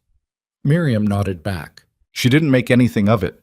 Small acknowledgments from people who had ignored her, or pitied her, or found her an object of entertainment 4 months ago were not things she was inclined to celebrate, because the celebrating would imply that their opinions had the power to define her in either direction, and she had worked too hard to get free of that to give it back now. Martha Tilden was coming out of the dry goods store with a paper package under her arm. She stopped when she saw Miriam. Miriam pulled up the wagon. They looked at each other for a moment, these 2 very different women with their very different lives in this same small town, one of them having just returned from a federal courthouse where she had done something that most people in Black Ridge would not have had the courage to do, and the other standing on a muddy street holding her package with an expression that was working through more than one thing at once. I heard it went well, Martha said. It went as it needed to, Miriam said. A pause. Martha shifted her package. She was not a woman built for apology any more than Miriam was built for smallness, but she was, Miriam could see, a woman who had been raised to eventually acknowledge truth, even when it was inconvenient. I told that man who came asking that I hadn't seen you, Martha said. I want you to know that was a deliberate choice, not an accident. I know, Miriam said. Thank you for that. Martha Tilden nodded once, that same nod from Billings, the nod of adjustment, and walked on. Miriam watched her go and thought that it was perhaps the most she would ever get from Martha Tilden, and that it was all things considered enough. They rode the 4 miles up the ridge to the ranch in a silence that was comfortable in the way that only silences between people who have stopped being strangers to each other can be. The trees were beginning to think about spring, not there yet, but the considering was visible in the budding at the branch tips, the way the light fell through differently than it had in November. Scout met them at the property line, appearing from the tree line where he'd been ranging, and ran alongside the wagon with his tongue out and his yellow eyes bright and undignified, which was the most emotion she'd ever seen from him, and she found it disproportionately moving. Hello, she told him. We're back. He ran a circle around the wagon and came back to pace alongside it, which she was going to count as enthusiasm. The ranch looked like itself in the gray-green light of early spring, solid, settled, the main house with its 2 stories and the barn beyond it, and the outbuildings arranged in the practical geometry of a place built for working. The kitchen garden was still winter bare, but she'd already been planning it in her head during the quiet hours in Billings, where to put the additional beds, how to get the south-facing section working harder, whether there was enough cleared ground between the garden and the tree line to try a small orchard in a few years. She noticed as Silas pulled the wagon up that the porch rail that had been broken on the left end was repaired. Clean new wood fitted precisely. He must have done it before they left for Billings, and she hadn't noticed in the rush of preparation. She looked at it and said nothing, but she registered it the way she registered everything about this place now, as something that was hers to notice, hers to know. The hole in the kitchen ceiling was still there. She looked up at it first thing when she went inside and felt something release in her chest that was close to laughter, though quieter than that. "I can fix that before summer," Silas said from behind her. "I know you can," she said. "Leave it for now. I've gotten used to it." He looked at her. "You've gotten used to a hole in your ceiling." "It reminds me that I did something," she said simply, and went to start the kitchen fire. He stood in the doorway for a moment. Then he went to bring in wood, the same way he had on her first night here, the same solid rhythmic sound of it, which she had come to know as one of the reliable sounds of her days. The sentencing came in May, by letter. 60 days, as the judge had said, after the March hearing. Hollister had filed 2 appeals in the intervening time, both denied. Caldwell Rourke was sentenced to 14 years in federal prison. The falsified land titles were to be reviewed by a specially appointed territorial commission, with original owners or their heirs eligible to petition for restitution. The county clerks who had taken payments were charged separately and pled to reduce sentences in exchange for testimony. One of the 2 territorial judges whose names had appeared in the coded notation retired abruptly on health grounds, which everyone understood to mean something other than health. Danforth rode up the ridge to deliver the letter personally, which she appreciated. He stayed for coffee and a piece of the dried apple cake she'd been experimenting with, which was not her best work but was improving. "It's not perfect," he said. "The restitution process is going to be slow and some of those families won't see a fraction of what they lost." "I know," Miriam said. "Hollister is already talking about a final appeal to the circuit court. He can talk. The documents aren't going away." Danforth looked at her over his coffee cup with those careful eyes. "You did a hard thing," he said. "I want to say that plainly, since I didn't say it plainly enough before." "You believed me when you had no particular reason to," Miriam said. "That counts for more than you might think." He finished his coffee and his cake and went back down the ridge, and Miriam stood on the porch watching him go and felt the particular sensation of a chapter, not a story, but a chapter, closing. Summer came properly, and with it the kind of work that left no room for anything but itself. The garden going in, the fencing that needed rebuilding on the south pasture, the barn roof that had developed a concerning softness in one corner over the winter that turned into 3 days of hard work to fix properly. Tom Garrett had gone back to his deputy position in town when the immediate danger passed, and Miriam had found herself, unexpectedly, missing his long stories and his uncomplicated appetite. She was in the kitchen garden on a morning in late June, her hands in the dirt, a question she'd been turning over for 2 weeks finally forming itself into something specific, when Silas came around the side of the barn and stopped to watch her work. "There's something I want to do," she said, without looking up. "All right." "The families in the restitution process, the ones whose petitions are being delayed. Danforth said some of them don't have the documentation they need to prove their original ownership, original deeds, payment records. A lot of them lost those in the same fraudulent foreclosure process that took their land." She sat back on her heels and looked up at him. "I know how Rourke's filing system worked. I know what documentation exists in the county records versus what he falsified. I could help people build their cases. Not as a lawyer, I'm not a lawyer, but as someone who understands the specific records and what they mean." Silas was quiet for a moment. "That would take time." "Yes. And travel, probably, to the county offices, to wherever these families are." "Yes." He crouched down so they were level. One of his deliberate gestures she had learned, getting level rather than standing over. "And what do you need from me for this?" She had expected pushback.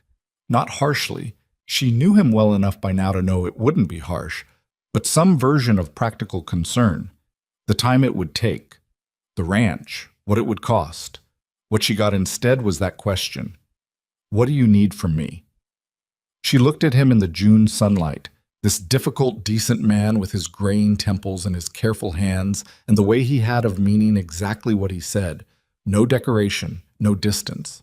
"I need you to be all right with it," she said. "I'm all right with it," he said, without pause.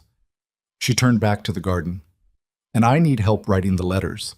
You know the county officials better than I do." "I can do that." They started the letters that evening, at the kitchen table that had been knocked crooked against the wall in November, and had never quite sat level again, which neither of them had fixed because it had become, in some unspoken way, the table they ate at and talked at and made their plans at, and its slight imperfection had become part of what it was. What began as letters to county offices became, over the following months, something larger than either of them had planned. Word traveled.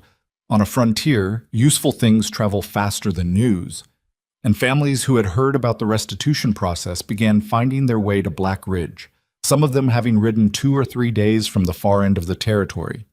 Miriam met with them at the ranch because there was no office, because she had no official standing, because she was simply a woman who understood a complicated set of records and was willing to explain them to people who needed them explained. She helped 11 families successfully document their claims in the first year. 7 of those claims were approved by the Territorial Commission. The other 4 were still in process when winter came again. But they were documented, and documented was a different thing than lost. Silas built a second table in the front room to handle the paperwork. He said nothing about it, just built it one afternoon and put it near the window where the light was good. She looked at it when she came in and looked at him. "Practical," he said. "Extremely," she agreed. The community that grew up around the work was not clean or simple. Some of the families she helped were grateful in the way that made her uncomfortable, as if she had performed some miracle rather than done a job she had the specific skills to do. Some of them were suspicious. A woman with no legal standing making claims about complex documents. Who was she to say what was right? One man from the eastern county drove all the way to Black Ridge specifically to tell her she had no business inserting herself into matters that should be handled by proper officials. And she listened to him and said that if proper officials had been doing their jobs 12 years ago, she wouldn't need to be here. And he drove all the way back without having achieved what he'd come for. Silas, who had been in the barn during this exchange, came in afterward. "How'd that go?" he said. "About as well as it looked from the barn," she said. He poured coffee. "He'll come back." "I know. Probably with paperwork." "Probably." She sat down. "I don't care." He sat across from her, and she looked at this man she had been married to for going on 2 years now. A marriage that had started as a practical arrangement and become something she didn't have a simple word for, which was fine, because she had never been a woman who needed simple words for complicated things. He was still difficult sometimes, still went quiet in ways that required patience, still stood at the window on February evenings in a particular way that she knew meant he was thinking about Ellen, and she had stopped finding this threatening because grief was not a competition and the dead were not rivals to the living. She had her own things she carried, her own February evenings, the particular calculation of a woman who has spent her life being measured by the wrong instruments and has had to develop her own internal accounting to compensate. She was not without that. She had just gotten better at knowing when to put it down. "I have something to tell you," Silas said. She looked up. "I went into town yesterday while you were with the Harmon family." He put his hands flat on the table. "I spoke to Jim Crail at the bank about incorporating the land trust formally, making it an actual organization with a charter and a board of directors." He paused. "I put up the south pasture as collateral for the initial operational funds." She stared at him. The south pasture was 30 acres of the best grazing land on the property. It was not a small thing. "Silas, it's practical," he said. You can't just—" She stopped. She was going to say, "You can't just decide that without talking to me." And then she realized he was looking at her with the expression of a man who had in fact talked it over with her, in every conversation they'd had about the work over the past year, in every evening at the crooked table, in every letter written to county officials, and every family met in the front room. He had been paying attention to all of it. He had simply drawn a conclusion she hadn't yet drawn herself. "The south pasture isn't going anywhere," he said. "It's collateral, not a sale. And the work you're doing, it needs a structure. It needs to be bigger than one person at a kitchen table." She was quiet for a moment. Outside, the early autumn was turning the aspens on the ridge, the particular gold that she had come to think of as the most purely beautiful thing she had seen in her life. Not because she was sentimental about it, but because it was genuinely, factually that color. And some things were what they were without requiring a feeling added to them. "All right," she said. "All right. I want to be involved in the charter language," she said. "I have specific ideas about eligibility criteria." "I assumed you would," he said. The Hawthorne Land Trust was formally chartered in the spring of the third year, with a board that included Silas, Miriam, Sheriff Danforth, and two of the families who had successfully reclaimed their land through the restitution process. It was not a wealthy organization, and it was not a prestigious one, and it operated out of a repurposed outbuilding on the Hawthorne property that Silas had spent the winter converting into something that could pass as a proper office if you were not too particular about the definition. Miriam sat at the desk in that office on the first official morning of its operation and looked around at it, the files, the second-hand bookshelf, the window looking out toward the barn and the garden and the ridge beyond, and thought about a woman who had stepped off a wagon in the mud with a heavy trunk and a secret and exactly nowhere else to go. That woman was still her. She had not become a different person. She was the same woman, large, plain, from Ohio, without credentials or connections, or the kind of appearance that made rooms turn in her direction with any feeling other than amusement. All of that was still true. What was also true was the stack of files on her desk. Each one a family, each family a piece of land, each piece of land a life that was being rebuilt. What was also true was the gold on the ridge outside her window, and the sound of Silas working in the barn, and Scout lying across the office doorway with his chin on his paws, watching her the way he had since November of the first winter, when she'd sat on the kitchen floor after a gunshot and he'd pressed his weight against her side. She picked up the first file, a family named Voss from the northeastern county, 2 adult sons and an elderly mother, 40 acres of farmland taken by fraudulent foreclosure in 1879. Their petition was the strongest she'd seen, original deed, payment records, a witness affidavit from a neighbor who'd been present at the original purchase. They had a good case. She was going to make it better. She opened the file and got to work.